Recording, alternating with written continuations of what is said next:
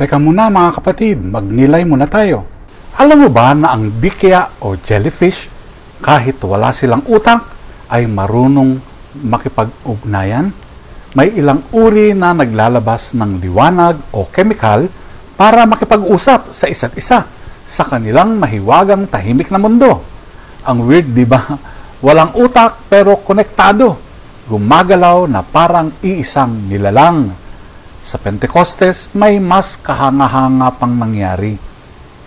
Ang mga alagad na dating natatakot at nagtatago, biglang tumanggap ng Espiritu Santo at boom, nagsalita sila sa iba't ibang wika. Pero hindi ito basta kalituhan. Naintindihan sila ng bawat isa sa sariling wika. Para bang ginawang banal na dikya ang mga alagad.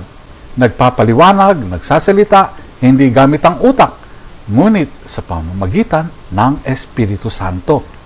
Piniliwanag pa ito ni San Pablo sa unang sulat sa mga taga-Korinto. Marami tayong bahagi pero iisang katawan lamang. Pinapagana ng iisang Espiritu. Walang naiiwan.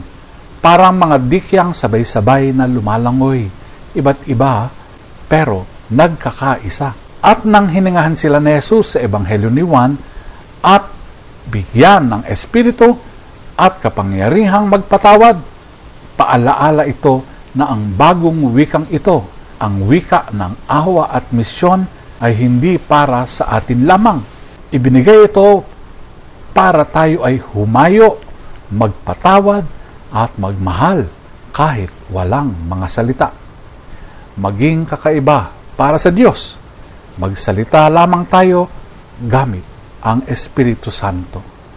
Pagnilayan po natin ito. Amen.